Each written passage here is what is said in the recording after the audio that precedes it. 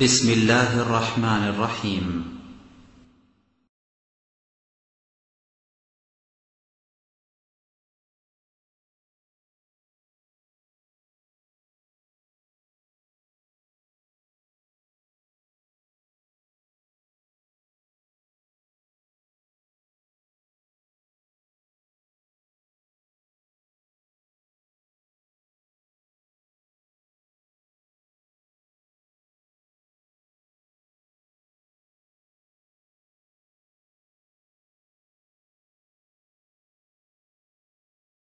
السلام عليكم ورحمة الله.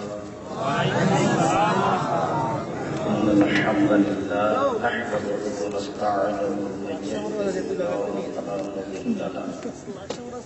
ومن يضلل فلا هادي له وأشهد أن لا إله إلا الله وحده لا شريك له وأشهد أن محمدا عبده ورسوله. أما بعد فأعوذ بالله من الشيطان الرجيم. فصل لربك. عن بريدة رضي الله تعالى عنه قال قال رسول الله صلى الله عليه وسلم بين العبد وبين الكفر ترك الصلاة رواه أبو داود بسند صحيح. সম্মানিত উপস্থিতি, প্রশংসা আল্লাহর জন্য, শান্তি অবতীর্ণ হোক আল্লাহর রাসূলের উপর সাল্লাল্লাহু আলাইহি ওয়াসাল্লাম। আজকের এই দিনই বৈঠকে সংক্ষিপ্ত সময় বক্তব্যের বিষয় সালাত। সালাত সম্পর্কে গুরুত্বপূর্ণ তথ্যবহন বিবরণের চেষ্টা করব ইনশাআল্লাহ। নামাজ না বলে সালাত বলাই উত্তম, বরং সালাত বলতে হবে। এই জন্য যে নামাজ মানে হচ্ছে উপাসনা করা, আর সালাত মানে হচ্ছে প্রার্থনা করা। দুটার মধ্যে অর্থে অনেক পার্থক্য রয়েছে। যেমন রোজা মানে হচ্ছে উপবাস থাকা, আর সিয়াম মানে হচ্ছে বিরত থাকা। দুটার অর্থে অনেক পার্থক্য রয়েছে। যেমন জাহান্নাম বলতে দোজখ বোঝানো হয়েছে ফার্সি ভাষায়, উর্দু ভাষায়। দোজখ যার বাংলা হল নরক, আগুন। আর দোজখ শুধু জাহান্নাম শুধু আগুন দিয়ে নয়, অনেক কিছু দিয়ে জাহান্নাম। জান্নাত যার ফার্সি ভাষা বোঝানো হয়েছে বেহেশত বা স্বর্গ। স্বর্গ বলতে আনন্দের কিছু বোঝানো হয়েছে। আর জান্নাত বলতে এমন একটি জায়গা যেখানে মানুষের কোনোদিন প্রয়োজন থাকবে আর ব্যবস্থা থাকবে না, এরকম নয়। জান্নাত এমন একটা জায়গা যার সংজ্ঞাতে আল্লাহ তাআলা বলেছেন মা তাশতাহি আনফুসুকুম, তোমাদের আত্মা যা চায় তাই থাকবে। অনেক সময় জান্নাতের আলোচনা করলে নারীদের দাবি থাকে যে আপনার সাহেব পুরুষদের জন্য তো আপনি ৭২-৭৩ জন নারীর কথা বলেন, কিন্তু নারী কি থাকবে এখানে তো আমাদেরকে অনেক ঘাটতি মনে হয়। তারা বাহ্যিক ভাবে ভাবে যে আমাদের তো ঘাটতি হল, আমাদের তো স্বামী একজনই থাকবে, কিন্তু তাদের তো স্ত্রী ৭২-৭৩ জন হয়ে গেল। তাহলে তারা এখানে বুঝে নিল যে আমাদের জন্য জান্নাতে মনে হয় কিছু ঘাটতি থেকে গেল। যদি কিছু ঘাটতি থেকে যায় তাহলে তার নাম জান্নাত নয়।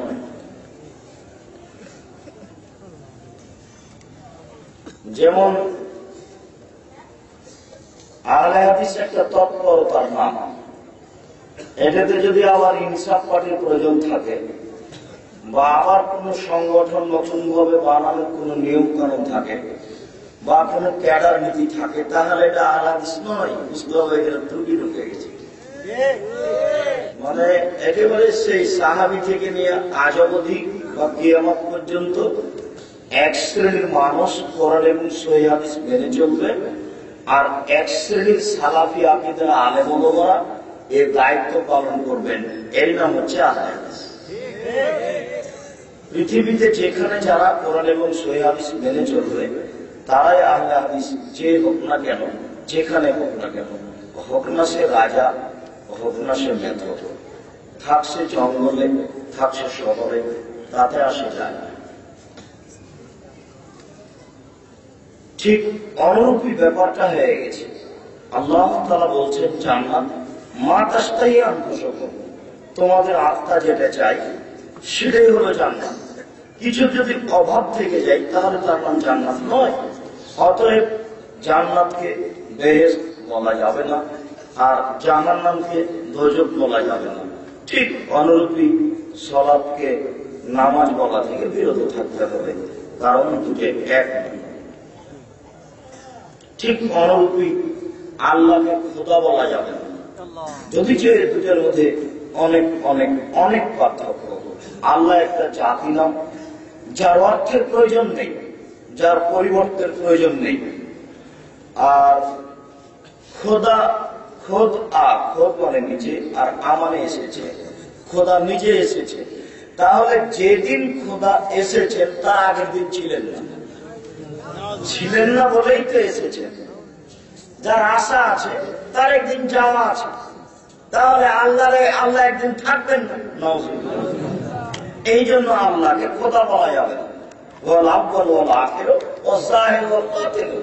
তিনি প্রথম থেকে আছেন, তিনি থাকবেন, তার কোনো থাকার শেষ নেই, তার কোনো শুরুও নেই।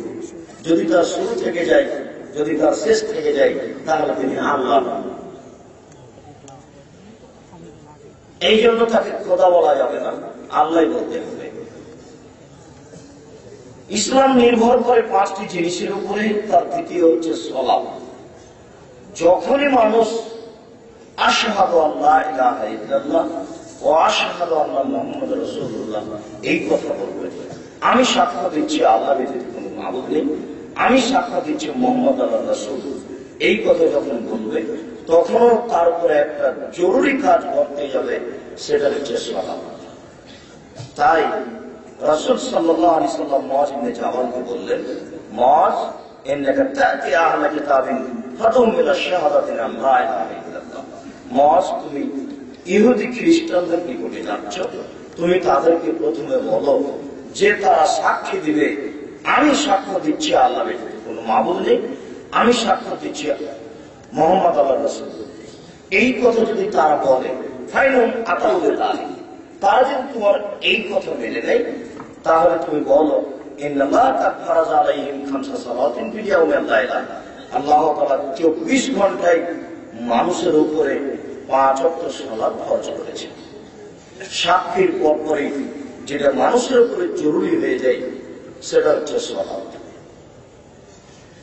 আবু হুরায়রা রাদিয়াল্লাহু তাআলা আনহু বলেন, রাসূল সাল্লাল্লাহু আলাইহি ওয়াসাল্লাম বলেছেন, বুনিয়াল ইসলাম আলা খামস, ইসলামের ভিত্তি রাখা হয়েছে 5টার উপরে।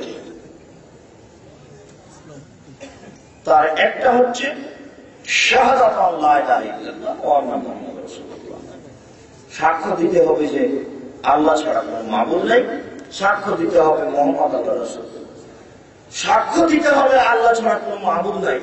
এই কথার অর্থ ভারত, বাংলাদেশ, পাকিস্তানের প্রায় লোক বুঝে না। আমি সাক্ষ্য দিচ্ছি আল্লাহ ব্যতীত কোনো মাবুদ নেই, এই বাক্যটা কত দূর গেছে, এই কথা অন্তত পাক ভারতের লোক বুঝে না। এই কথাটা বুঝেছিল মুহাম্মদ সাল্লাল্লাহু আলাইহি সাল্লামের চাচা চাচি, খালা খালু, আত্মীয় স্বজন, দেশবাসী। যখনই তিনি বলেছিলেন লা ইলাহা ইল্লাল্লাহ, তখনই দেশবাসী বলেছিল বলে কি আশ্চর্য, আজালা আলাইহা ইলাহা ওয়াহিদ, আজালা আলাইহা ইলাহা ওয়াহিদ, ইন্না হাযা লাশাইউন উজাব, এতগুলি মাবুদকে একজন করে দিল, এটা তো বিরাট আশ্চর্য, এটা হয় কি করে? এ কি যেমন তেমন বল? আর ইহুদি খ্রিস্টান তো অন্তত 3 জন মাবুদ মানে, এ বলছে যে 3 জনও নয়, মাত্র একজন সপ্তম আকাশের উপরে থাকে, এটা কেমনে মানা যায়? তারা এই কথা বুঝেছিল যে আমি সাক্ষ্য দিচ্ছি আল্লাহ ব্যতীত কোনো মাবুদ নাই, আমি সাক্ষ্য দিচ্ছি মোহাম্মদ আল্লাহ রাসূল। এই কথাটা তারা বুঝেছিল। ভারত, বাংলাদেশ, পাকিস্তানের লোক আজও বুঝে না। আর যারা এখন বাঙালি ভোট করে বেড়াচ্ছে এরা তো মোটেই বুঝে না, এরা তো সব বোকা। এগুলো করলে সাক্ষী টিকে না, এগুলো বললে সাক্ষী টিকে না, শিরক করলে সাক্ষী কেটে যায়। মানুষ বুঝে না আমি সাক্ষ্য দিচ্ছি মোহাম্মদ আল্লাহ রাসূল। এ কথার অর্থ কি? এ কথার অর্থ হলো এই, লা তুকবালু ইল্লা বিমা শারআ। ইবাদত চলবে না পৃথিবীতে, তবে রাসূল সাল্লাল্লাহু আলাইহি ওয়াসাল্লাম যে নিয়ম দিয়েছেন সেই নিয়মে ইবাদত করতে হবে। এর অর্থ হলো আমি সাক্ষ্য দিচ্ছি মোহাম্মদ আল্লাহ রাসূল। যারা মাযহাবী মানুষ, যারা মাযহাবের মতো আহলে হাদিস, তাদের কাছে এই সাক্ষ্য টিকে নেই। আহলে হাদিস হওয়ার পরেও মরা মানুষের জন্য কোরআন তেলাওয়াত করে, মমস্য মানুষের সামনে কোরআন তেলাওয়াত করে, 2 আযান দেয়, আরো কত কি করে তার কোনো হিসাব নেই। এদের কাছে এই সাক্ষী টিকছে না।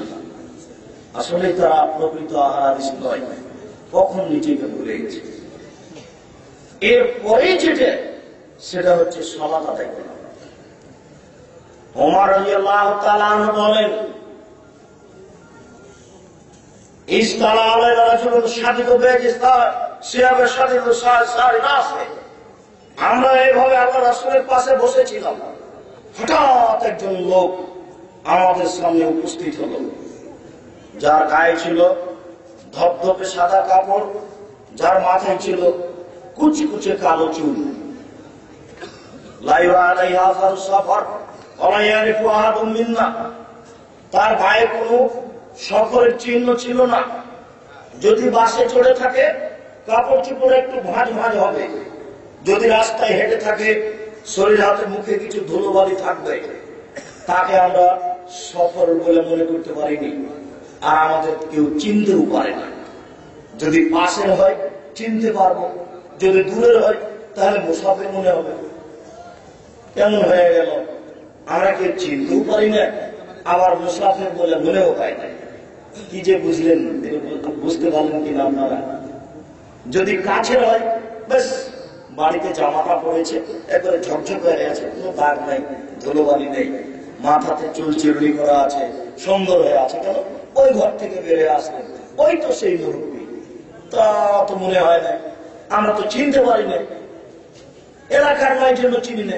যদি দূর থেকে এসে থাকে তাহলে কিছু কাপড় চোপড় একটু ভাঁজ ভাঁজ থাকবে, একটু ধুলোবালি থাকবে, সেটাও মনে হয় না। হঠাৎ আমাদের সামনে এসে উপস্থিত হলেন, আমরা কেউ চিনতেও পারি না, মুসাফির গুলো মনেও হয় না।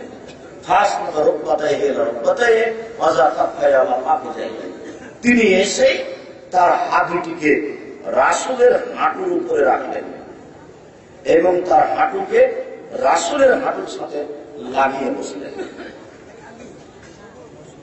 লাগিয়ে বসে বলছেন, মুহাম্মদ আখবিরনি আনিল ইসলাম, আমাকে ইসলাম সম্পর্কে কিছু বলেন। এটা মনে হচ্ছে যে উনি জানতে চাচ্ছেন, ছাত্র জানতে চাচ্ছেন। আল্লাহ রাসূল কিছু বললেন না, তুমি কে, কোথা থেকে এসেছো, এগুলো কিছু বললেন না। তিনি বললেন, ইসলাম হচ্ছে আনতা শাহাদা লা ইলাহা ইল্লাল্লাহ ওয়া আন্না মুহাম্মাদুর রাসূলুল্লাহ ওয়া তুকিমুস সালাহ ওয়া তুতিয়াস যাকাত ওয়া তাসুমু রমাজান ওয়া তাহুজ্জাল বাইত ইসতাতা ইলাইহি সাবিলা। জিজ্ঞাসাকারী জিজ্ঞাসা করলেন, উত্তরদাতা মুহাম্মদ সাল্লাল্লাহু আলাইহি ওয়াসাল্লাম উত্তর দিয়ে দিলেন যে সাক্ষ্য দিতে হবে আল্লাহ ব্যতীত কোনো মাবুদ নেই, সাক্ষ্য দিতে হবে মুহাম্মদ আল্লাহর রাসূল, এরপরে সালাত আদায় করতে হবে, এরপরে যাকাত দিতে হবে, এরপরে ক্ষমতা থাকলে হজ করতে হবে। তখন জিজ্ঞাসাকারী বলছেন, সাদা কথা, হ্যাঁ ঠিক বলেছেন। তখন ওমর রাদিয়াল্লাহু তাআলা বলছেন, কাজে বলো এইসব দেখো, ব্যাপারটা কি? আমরা আশ্চর্য হয়ে গেলাম। জিজ্ঞাসাকারী জিজ্ঞাসা করেন, আর জিজ্ঞাসা শেষ হলে আবার বলেন ঠিক হয়েছে। আবার কেমন কথা? জিজ্ঞাসাকারী যখন প্রশ্নের উত্তর শুনলেন তখন এইভাবে বলবেন, হ্যাঁ আচ্ছা আচ্ছা আচ্ছা ঠিক আছে। তাহলে বুঝবো যে জিজ্ঞাসাকারী জানেন না, তাই জানবেন। কিন্তু বলা শেষ হলে জিজ্ঞাসাকারী বলছেন, হ্যাঁ ঠিক বলেছেন। আমরা তো অবাক হলাম। এবার জিজ্ঞাসাকারী বলছেন, ঈমান সম্পর্কে বলেন। তখন উনি বলছেন, আনতুমিনা বিল্লাহি ওয়া মালাইকাতিহি ওয়া কুতুবিহি ওয়া রুসুলিহি ওয়া তু'মিনা বিল কাদরি খাইরিহি ওয়া শাররিহি। হ্যাঁ, ঈমান হচ্ছে আল্লাহকে বিশ্বাস করতে হবে, সাহাবায়ে রাসূলকে বিশ্বাস করতে হবে, ফেরেশতাকে বিশ্বাস করতে হবে, ভাগ্যকে বিশ্বাস করতে হবে, ভালো মন্দ, পরকালকে বিশ্বাস করতে হবে। তখন বলছেন, সাদাকাত, আপনি ঠিক বলেছেন। এরপরে তিনি বললেন, আখবিরনি আনিল ইহসান, একনিষ্ঠতা সম্পর্ক বলেন, একমুখী হয়ে খালেস অন্তরে ইবাদত করা সম্পর্কে বলেন। তখন আল্লাহ রাসূল বললেন, আনতা আবুদাল্লাহ কান্নাকা তারাহু ফাইন লাম তাকুন তারাহু ফাইন্নাহু ইয়ারাকা। আপনি ইবাদত করবেন যেন আপনি আল্লাহকে দেখছেন। এই ছেলে, এখনো তোমাদের ওখানে চলাচল বন্ধ হলো না কেন?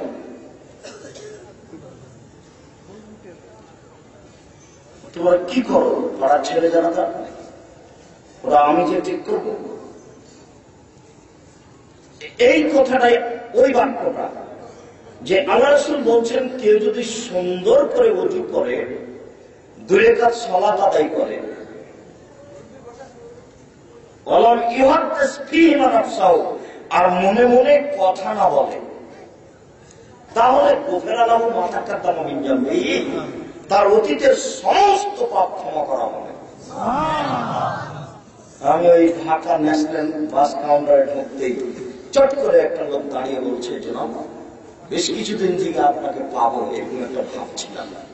সেটা হচ্ছে পিস টিভিতে যে আপনি একটা হাদিস শোনালেন যে সুন্দর করে ওযু করলো, 2 রাকাত সালাত আদায় করলো, মনে মনে কথা বললো না, তাহলে তার অতীতের সব পাপ ক্ষমা হবে।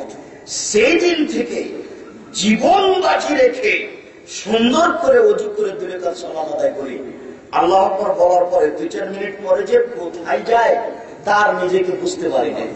কত যে ধরে রাখার চেষ্টা করেছি, সালাম পর্যন্ত টিকতে পারিনি কোনদিন। বুঝতে পারলাম না কথা, মুরব্বী বুঝতে পারেননি। তার মানে আল্লাহু আকবার বলার পরে সালাম পর্যন্ত এক খেয়ালে থাকতে হবে, কোন সময় যেন শয়তান কোন দিকে না নিয়ে যেতে পারে।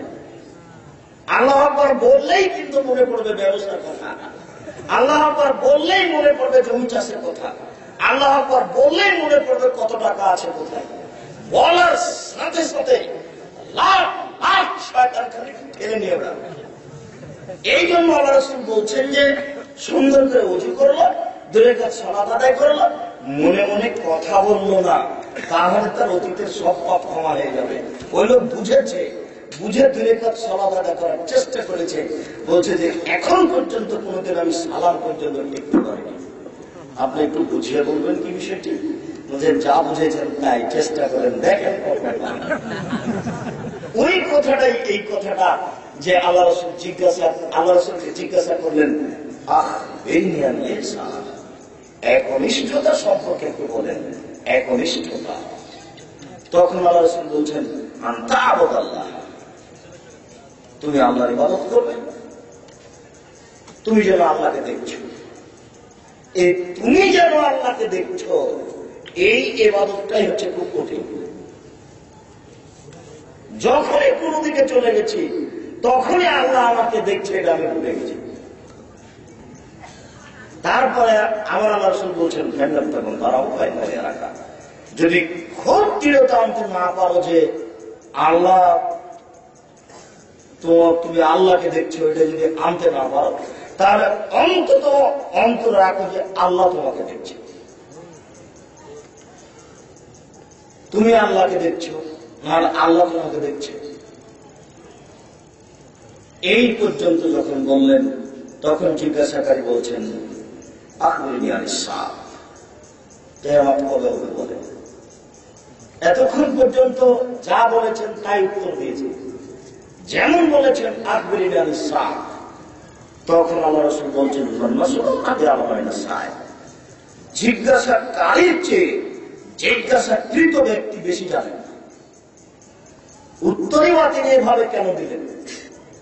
জিজ্ঞাসাকারী বললেন কিয়ামত কবে হবে বলে, উত্তরে আল্লাহ রাসূল বলবেন আমি জানি না, মিটে গেল। কিন্তু বলাটা কেন এমন হয়ে গেল? জিজ্ঞাসাকারীর চেয়ে জিজ্ঞাসাকৃত ব্যক্তি বেশি জানেন।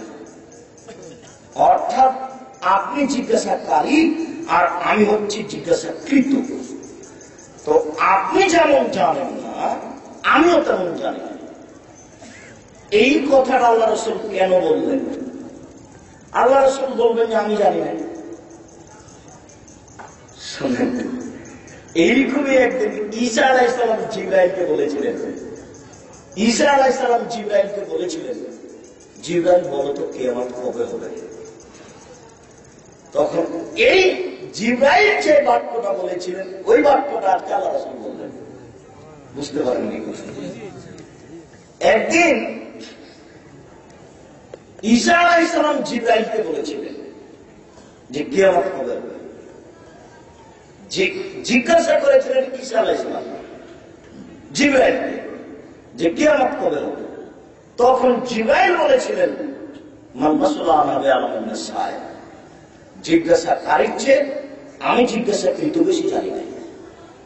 এখন আবার জিবরাইল জিজ্ঞাসা করেছেন আমাদের নবী মুহাম্মদ সাল্লাল্লাহু আলাইহি ওয়াসাল্লাম। তখন আমাদের নবী মুহাম্মদ সাল্লাল্লাহু আলাইহি ওয়াসাল্লাম জিবরাইল যে বাক্য বলেছিলেন সেই বাক্য পাল্টে ফেরত দিলেন। এই জন্য এইভাবে বলা যাচ্ছে। তখন জিজ্ঞাসাকারী বললেন আচ্ছা ঠিক আছে, আপনিও যেমন জানেন না আমিও তেমন জানি না, কথা তাই তো।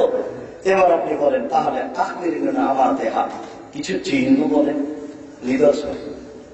তখন আল্লাহ রাসূল বলেন হ্যাঁ তা বলতে পারি। আনতালে তালা মাতরা বাদাহা, যেদিন দাসী মালিককে জন্ম দিবে সেদিন কিয়ামত হবে।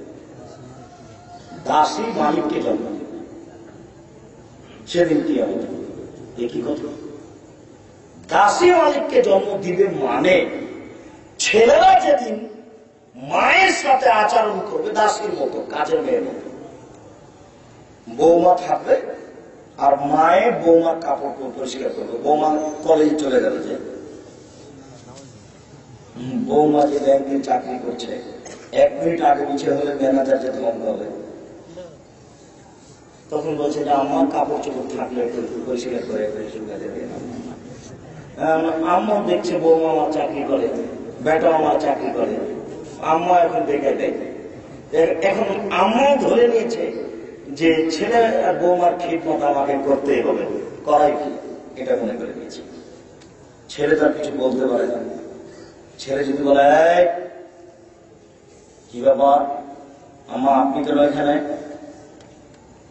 তখন তো বৌমা পরের দিন রাগ। দুনিয়ার পরিস্থিতি খুব উল্টা। আসলে পুরুষ নির্যাতন নারী নির্যাতন নয়, খুব কঠিন।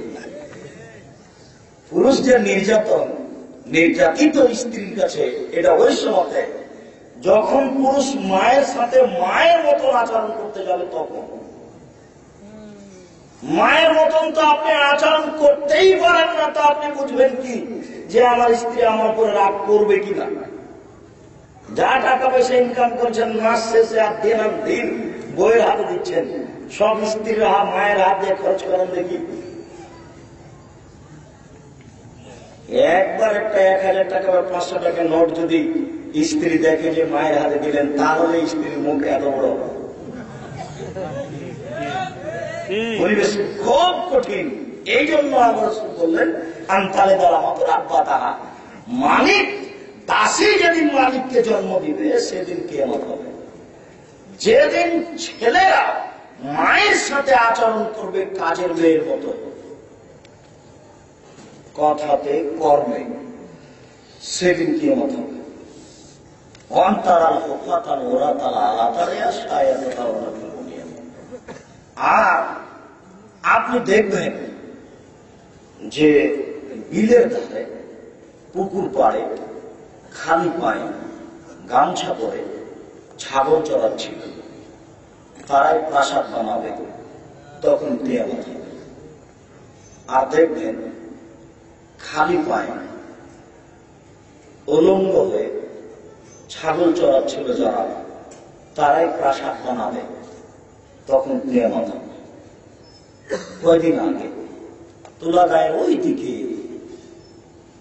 বাড়ি ছিল বিলের ধারে, ছাগল চড়াতো। ওরা বাপ বেটা চলে গেল ঢাকা, বেটা ঠেলা গাড়ি পিছন দিক থেকে ঠেলে আর বাপ সামনের দিক থেকে টানে, এটা ছিল কাজ।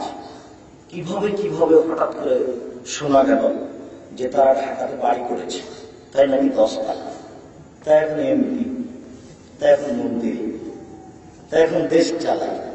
প্রায় এমন আপনি দেখবেন, তা হতেই হবে। আল্লাহ রাসূল বলেছেন অবধান এরকম ব্যক্তি প্রত্যেকের পিছনে আপনার লাগবে, ও বাদাম দুধ বিক্রি করতো বা ছাগল চড়াতো বা এরকম কিছু করতো। সুমন তালাকা জিজ্ঞাসাকারী চলে গেলেন, থানাবস্ত মানিয়েন, কিছুক্ষণ অপেক্ষা করলাম। জিজ্ঞাসাকারী চলে গেলেন, কিছুক্ষণ অপেক্ষা করলাম। তখন আল্লাহ রাসূল বলছেন, ওমর বলতে পারো জিজ্ঞাসাকারী কে? ওমর তো বললেন, আমরা তো আর জানি না। আল্লাহ রাসূল বলেন, ইনি হচ্ছেন জিবরাইল, তিনি তোমাদের নিকটে এসেছিলেন ইয়াল্লামুকুম দীনাকুম, তোমাদেরকে তোমাদের দিন শিখিয়ে দেওয়ার জন্য, বাস্তব সালাত ইবাদত শিখিয়ে দেওয়ার জন্য। তাহলে যিনি বসে কথা বলছিলেন, ইনি হচ্ছেন জিবরাইল আলাইহিস সালাম। জিবরাইল মানুষের আকৃতিতে এসে রাসূলের হাঁটুর সাথে হাঁটু লাগিয়ে বিস্তারিত বিবরণ পেশ করলেন মুখামুখি। তার দ্বিতীয় ছিল সালাত, নামাজ, সালাত। মহান আল্লাহ বলেন, আকিমিস সালাত লিযিকরি, সালাত আদায় করা আমাকে ডাকার জন্য। মহান আল্লাহ বলেন, ইন্নাস সালাতা তানহা আনিল ফাহশাই ওয়াল মুনকার ওয়া লাযিকরুল্লাহি আকবার, নিশ্চয় সালাত মানুষকে অশ্লীল অপছন্দ কাজ থেকে দূরে রাখে। নিশ্চয় সালাত আল্লাহকে ডাকার সবচেয়ে বড় মাধ্যম। ইবাদতের জগতে আল্লাহকে ডাকার সবচেয়ে বড় মাধ্যম হচ্ছে সালাত। আল্লাহকে ডাকার এর চেয়ে বড় মাধ্যম ইবাদতের জগতে কোনো মাধ্যম নেই। তবে আল্লাহকে সন্তুষ্ট করার দুনিয়াতে সবচেয়ে বড় মাধ্যম হচ্ছে সিয়াম। সিয়াম দিয়ে আল্লাহকে যত সন্তুষ্ট করা যায়, আর কোন ইবাদত দিয়ে আল্লাহকে তত সন্তুষ্ট করা যায় না। সালাত দিয়ে আল্লাহকে যত ডাকা যায়, আর কোন ইবাদত দিয়ে আল্লাহকে তত ডাকা যায় না। মহান আল্লাহ বলেন, হাফিযু আলাস সালাওয়াত ওয়াস সালাতিল উসতা, তোমরা 5 ওয়াক্ত সালাত ঠিক ভাবে আদায় করো, বিশেষভাবে আসরের সালাত। আসরের সালাত আদায় করতে যেন সময় 19-20 না হয়। 5টার সময় আসরের সালাত হবে না, এভাবে নিয়মিত আদায় করা। নির্ধারিত সময়ে তার প্রতি যথাযথ গুরুত্ব রেখে আসরের সালাত আদায় করো। মহান আল্লাহ বলেন, কাদ আফলাহাল মুমিনুন আল্লাযীনা হুম ফি সালাতিহিম খাশিউন, ওরাই সফল হলো যারা ভয় ভীতি নিয়ে সালাত আদায় করলো। সালাত আদায় করতে হবে ভয় ভীতি নিয়ে। ওযু করে আল্লাহু আকবার বলে তাড়াহুড়া করে রুকু সিজদা করে সালাম ফিরার নাম সালাত নয়। অন্তরে ভয় ভীতি নিয়ে গুরুত্ব সহকারে স্থির ভাবে সালাত আদায় করতে হবে, তাহলে সে ব্যক্তি সফল হবে। তাই মহান আল্লাহ আমাদের নবীকে আদেশ করেন, ফাসাল্লি লিরাব্বিক, আপনি আপনার প্রতিপালককে সন্তুষ্ট করার জন্য সালাত আদায় করুন। এমন ভাবে সালাত আদায় করুন যাতে করে আপনার প্রতিপালক সন্তুষ্ট হয়ে যান। বুরায়দা রাদিয়াল্লাহু তাআলা আনহু বলেন, রাসূল সাল্লাল্লাহু আলাইহি ওয়াসাল্লাম বলেছেন, বাইনাল আবদি ওয়া বাইনাল কুফরি তারকুস সালাহ, মানুষ এবং কাফেরের মধ্যে পার্থক্য হচ্ছে সালাত আদায় করা। সালাত জরুরি ভাবে মানুষকে আদায় করতে হবে।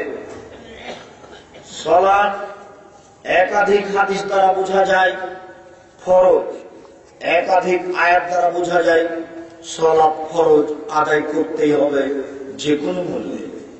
ওযু করে সালাত আদায় করতে হয়, পানি নেই তায়াম্মুম করে সালাত আদায় করতে হবে, মাটি নেই বিনা ওযুতে বিনা তায়াম্মুমে সালাত আদায় করতে হবে। কিবলার দিকে মুখ করে সালাত আদায় করতে হয়, কিবলা বোঝা যায় না, বিনা কিবলায় সালাত আদায় করতে হবে। দাঁড়িয়ে থেকে সালাত আদায় করতে হয়, দাঁড়িয়ে থাকা যায় না। বসে থেকে সালাত আদায় করতে হবে, বসে থাকা যায় না। শুয়ে থেকে সালাত আদায় করতে হবে। পরিষ্কার কাপড় পরে সালাত আদায় করতে হয়, পরিষ্কার কাপড় নেই, যেই কাপড়ে পেশাব পায়খানা লেগে আছে ওই কাপড় পরেই সালাত আদায় করতে হবে।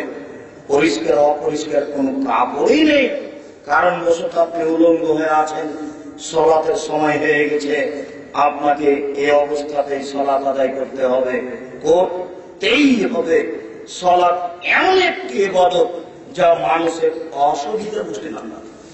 সালাত এমন একটি ইবাদত যা মানুষের সমস্যা বুঝে না। সালাত এমন একটি ইবাদত যার কোন বিকল্প নেই।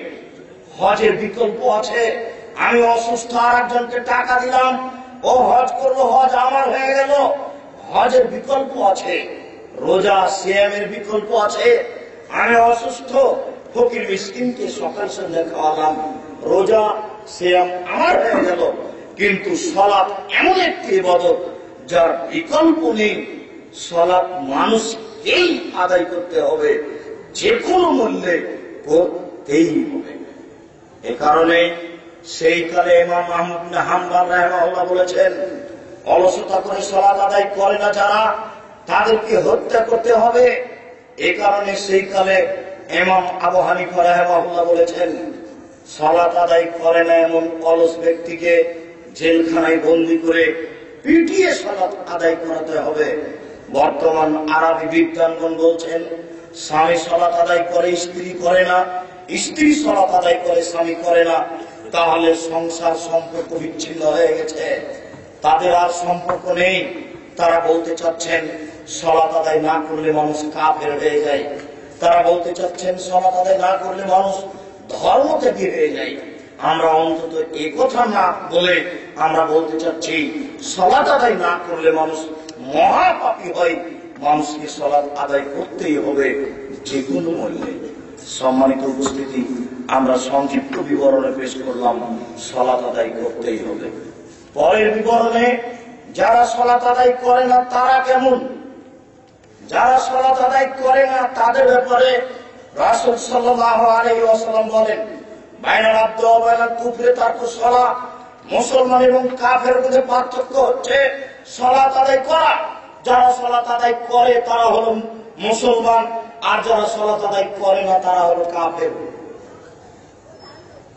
রাসূল সাল্লাল্লাহু আলাইহি ওয়াসাল্লাম ওই বাক্যে কথা বলেছেন, মুহাম্মাদুন ফারকুন বাইনান নাস, মুহাম্মদ সাল্লাল্লাহু আলাইহি ওয়াসাল্লাম হচ্ছেন মানুষের মধ্যে পার্থক্যকারী। যারা মুহাম্মদকে মানে তাই মুসলমান, যারা মুহাম্মদকে মানে না তাই হলো কাফের। এই কথাই রাসূল সাল্লাল্লাহু আলাইহি ওয়াসাল্লাম বললেন, মান তারাকা সালাত মুতাআম্মিদান ফাকাদ কাফারা, কেউ যদি ইচ্ছাকৃত সালাত ছেড়ে দেয় তাহলে সে কাফের হয়ে যায়। এই বাক্যটি সেই কাল থেকে বিদ্বানগণ এক এক রকম বুঝছেন যে মান তারাকা সালাত মুতাআম্মিদান ফাকাদ কাফারা, কেউ যদি ইচ্ছাকৃত সালাত ছেড়ে দেয় তাহলে সে কাফের হয়ে গেল। আমরা যেভাবে বুঝেছি সেইভাবে এইসব লোকগুলিকে মহা পাপী বলছি, কিন্তু অমুসলিম বলতে পারছি না। অমুসলিম বললে তাকে হত্যার আদেশ দিতে হবে, তাকে হত্যা করা যাবে। তবে আপনাকে অন্তত এইভাবে মনে রাখতে হবে, সালাত এমন একটি ইবাদত যার কোনো বিকল্প পথ নেই। এ কারণে সালাতের কর্মসূচি হচ্ছে 8 বছর। এইরকম ইবাদত দুনিয়াতে নেই যার কর্মসূচি 8 বছর। 7 বছর বয়সে সালাতের জন্য বলতে হয়। রাসূল সাল্লাল্লাহু আলাইহি ওয়াসাল্লাম বলেন, মুরাওয়াদাকুম বিসসালাত ওহুম আবনাউ সাবঈ সিনিনা, তোমরা তোমাদের ছেলে মেয়েকে সালাত আদায় করতে বলো যখন তার বয়স 7 বছর। ওয়াজরিবহুম আলাইহা ওহুম আবনাউ 10 সিনিনা, তাদের পিটিয়ে সালাত আদায় করাও যখন তার বয়স 10 বছর। এটা পিতার জিম্মেদারি। তাকে উপার্জন করে খাওয়াতে হবে, এটা মূলত জিম্মেদারি নয়। পিতার জিম্মেদারি এটাই জরুরি যে 7 বছর বয়সের ছেলেকে সালাত আদায়ের জন্য বলতে হবে, 10 বছর বয়সে পিটিয়ে সালাত আদায় করাতে হবে। 7 থেকে 10 এ হলো 3 বছর। কতদিন পিটাতে হবে? 15 বছর পর্যন্ত। ওখানে হলো 5, এই 5 আর 3 8 বছর হলো কর্মসূচি। এমন কোন ইবাদত নেই যার এইভাবে কর্মসূচি আছে। রোজা সিয়াম বড় হয়েছে কবে থেকে করতে হবে এই কথা আল্লাহ রাসূল বলেন। তুমি বড় হয়ে গেছো করো। হজ কবে করতে হবে এটা আল্লাহ রাসূল বলেন। টাকা হয়েছে হজ করো, কোন কর্মসূচি নেই। যাকাত কবে থেকে দিতে হবে কোন কর্মসূচি নেই। টাকা হয়েছে যাকাত দাও। কিন্তু সালাত এমন একটা ইবাদত যার কর্মসূচি হচ্ছে 8 বছর। বুঝতে পারছেন কিনা? 7 বছরের আদেশ, এটা চলবে 10 পর্যন্ত। এখানে হলো 3, 10 থেকে শুরু করতে হবে। পিটানো এটা চলবে 15 পর্যন্ত। 15 বছর বয়স হয়েছে একটা ছেলে নামাজ পড়ে না, এই ছেলেটা আপনার বাড়িতে আছে, এটা হতে পারে না। মুসলমানের বাড়িতেই তো থাকতে পারে না, আপনি আবার আলেন। যদি তো এক কথা বারবার বললে কষ্ট হবে। কুমিল্লার বাড়ি ঘেরালে তো আলাম কি বলবো, বাড়ি ফাঁকা, এদিক ওদিক ঘেরা নেই, আবার আলেন সাতক্ষীরের মতোই হল। এখন আর সেই দিন নাই, সব বাড়ি ঘেরা। না সব বাড়ি ঘেরা নয়। কুমিল্লা, ফরিদপুর, খুলনা প্রায় এক। এদিকে একটা ঘর, ওদিকে একটা ঘর, মধ্যে গরুর গাড়ির রাস্তা। এটা আহলে হাদিসে ভাবে থাকা যাবে না। 7 বছর বয়সের ছেলে নামাজ পড়ে না, ও আহলে হাদিসের কথা মিথ্যে। 15 বছর বয়সের ছেলে সালাত আদায় করে না, এ কথা মিথ্যে। বাপ আছে, এ কথা ঠিক নয়। বাপ আছে, সালাত আদায় করে, এটাই ঠিক। এটা একটা অসম্ভব ব্যাপার, এটা হতেই পারে না। 15 বছর বয়সে একটা ছেলে সালাত আদায় করে না, পিতা বেঁচে আছে, এটা হতেই পারে না। 15 বছর বয়সে একটা মেয়ে সালাত আদায় করে না, তার পিতা বেঁচে আছে, এটা হতেই পারে না। তাহলে পিতা মুসলমানই নয়, আহলে হাদিসকে বলতে পিতা বুঝতেই পারে না যে পিতা কাকে বলে, ও মুসলমানই নয়। আহলে হাদিসকে দূর কথা, আহলে হাদিসকে ভাবাই যায় না। সালাত একটা ভিন্ন ধরনের ইবাদত। আবু হুরায়রা রাদিয়াল্লাহু তাআলা আনহু বলেন, রাসূল সাল্লাল্লাহু আলাইহি সাল্লাম বলেছেন, উমিরতু মুকাতিলান নাস হাত্তা ইয়াকুলু লা ইলাহা ইল্লাল্লাহ ওয়া ইকিমুস সালাত ওয়া ইউতুজ যাকাত ফামান ফাআলু আসামা মিন দিমাহু ওয়া আমওয়ালাহু। আল্লাহ রাসূল বলেন, আমাকে আদেশ করা হয়েছে আমি মানুষকে বলবো, তারা বলবে লা ইলাহা ইল্লাল্লাহ ওয়া আন্না মুহাম্মাদুর রাসূলুল্লাহ, এরপরে তারা সালাত আদায় করবে, এরপরে তারা যাকাত দিবে। যদি এইরূপ করে তাহলে তাদের অর্থ সম্পদ নিরাপদে, তাদের রক্ত নিরাপদে। তাহলে যারা সালাত আদায় করে না, তাদের রক্ত নিরাপদে নয়, তাদের সম্পদ নিরাপদে নয়। অত্র হাদিসের বিবরণ অনুযায়ী সেই কালে ইমাম আহমদ বিন হাম্বল রাহিমাহুল্লাহ বলেছেন, যে সালাত আদায় করে না তাকে হত্যা করতে হবে। যে সালাত আদায় করে না তার জমি জায়গা অর্থ সম্পদ লুটে নেওয়া যায়। যে সালাত আদায় করে না তার জমি জায়গা লুটে নেওয়া যায়। যে সালাত আদায় করে না তার দোকানপাট লুটে নেওয়া যায়। এই জন্য তো ক্রেতার পার্টি মনে করছে যে এদেশে ব্যাংকে যত টাকা আছে সব আমাদের। আমাদের ক্ষমতা নেই বলে লুটে দিতে পারিনি, সুযোগ আসলেই লুটে নিব। না, তা নয়। এই বিষয়ে সম্মানিত উপস্থিতি, বলছিলাম রাসূল সাল্লাল্লাহু আলাইহি ওয়াসাল্লাম বলেন, আমাকে আদেশ করা হয়েছে আমি মানুষকে সালাত আদায় করতে বাধ্য করব। আমি উকাতে লড়াই করব, আর আক্রমণ বলা হয়নি। আমি তাকে হত্যা করবো, এই কথা বলা হয়নি। আমি তাকে পিটিয়ে সালাত আদায় করতে বলবো, পিটিয়ে। আমি তাকে পিটিয়ে সালাত আদায় করতে বাধ্য করব। যেই কথাটা ইমাম আবু হানিফার নামে ছড়িয়ে আছে, যে আবু হানিফা রাহিমাহুল্লাহ বলেছেন, কেউ যদি অলসতা করে সালাত আদায় না করে, জেলখানায় বন্দী করে পিটিয়ে সালাত আদায় করাতে হবে, এই কথাই ঠিক। তিনি বলছেন, আমাকে আদেশ করা হয়েছে আমি উকাতেরা মানুষের সাথে আমি লড়াই করবো, যুদ্ধ করবো, পিটিয়ে সালাত আদায় করাবো, পিটিয়ে জাকাত আদায় করাবো। জাকাতের ব্যাপারে তো স্পষ্ট বুঝে গেছে।